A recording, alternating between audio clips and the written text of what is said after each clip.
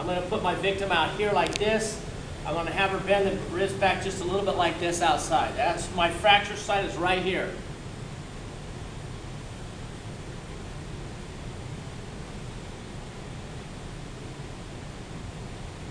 Again, we want to place ties in first.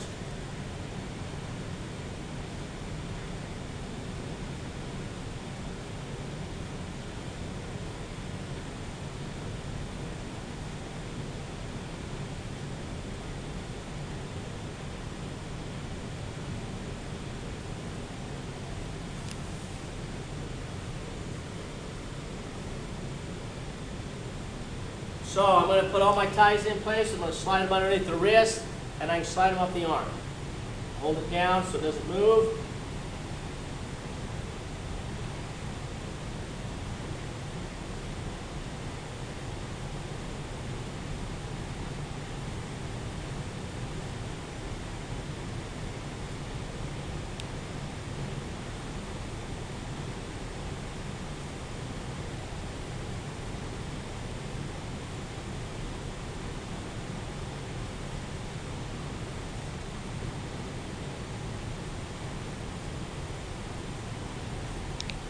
So one board splint again, but I need to compensate for the space.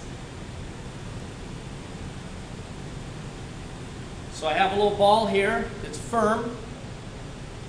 I'm going to put it, her wrist is bent back a little bit like that, so I'm going to put this ball in her hand. It's going to be a one board splint again like this. Do you remember now?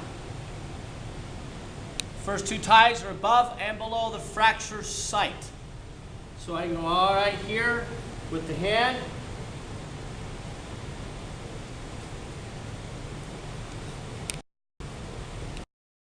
You okay?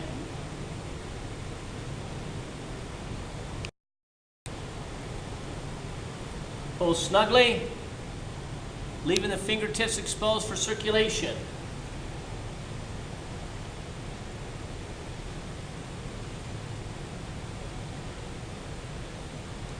Next tie above the fracture site or superior to it.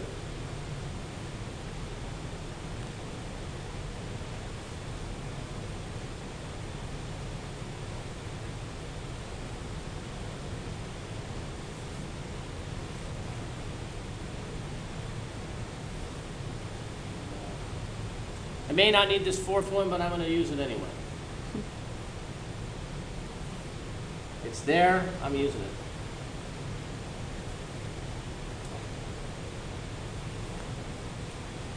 So here you can see how I have this exposed.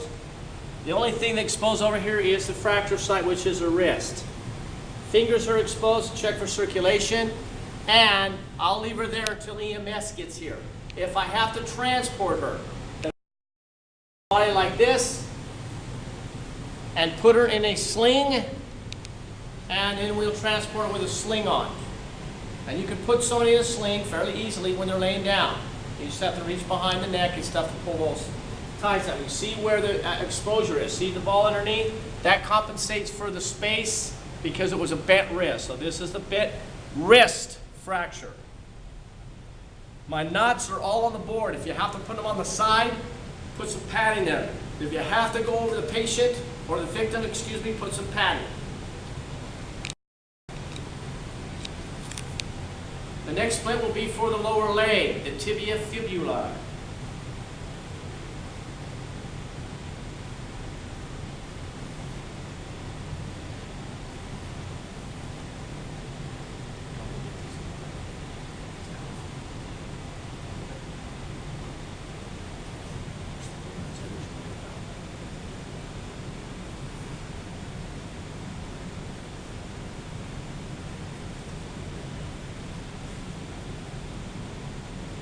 Next splint for the lower leg.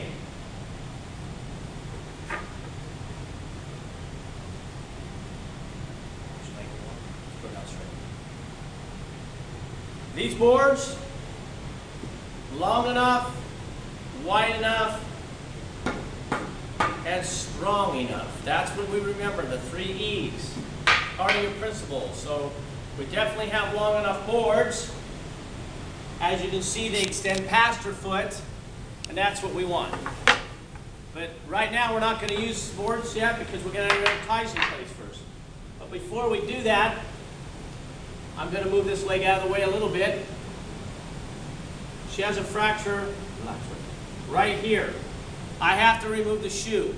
Remember, if I'm going to apply this splint, help is usually about an hour or more from away, EMS. So we've got to get the shoe off for circulation. Now normally I take my scissors out of my kit and cut these laces right off.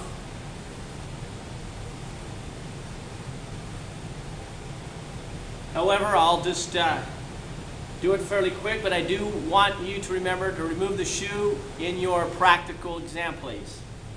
Now I'm going to hold this shin down because I don't want any movement here at the leg. This is where her fracture is. I don't want to lift it. So they got to keep the leg down completely on the ground. I'm going to put the shoe away. Woo! A little stinky, but that's all right. And if I need to check for circulation now, I can pull this sock up and cut it right here, because that way the toes are exposed.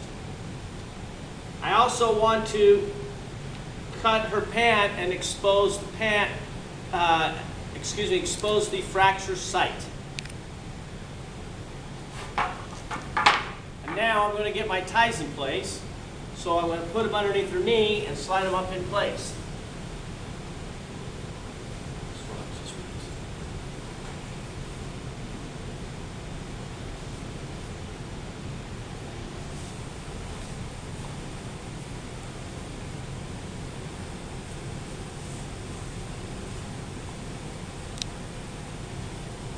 This one I'm going to use to tie the foot in later on. And I need to borrow one of those green ties over there. Thank you very much, Deanna. You're such a good victim.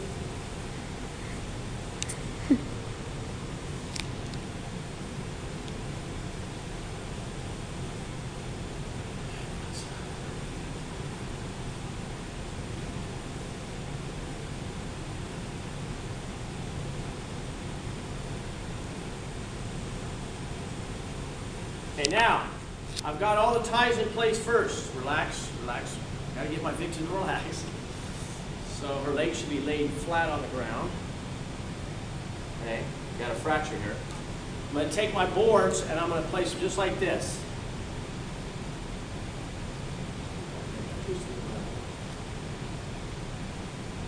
Okay. And now the first two ties that I apply, I want above and below the fracture site. So I want to pull this around.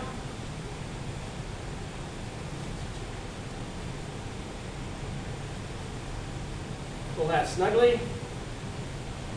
Above the fracture site.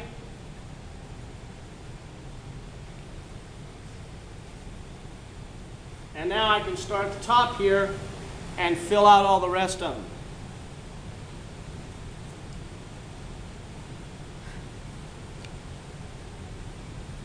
Still using square knots. I'm just putting a bow in mine.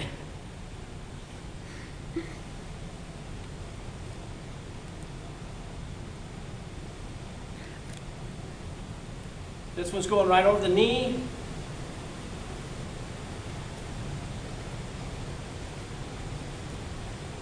Be real careful how you straddle your victim.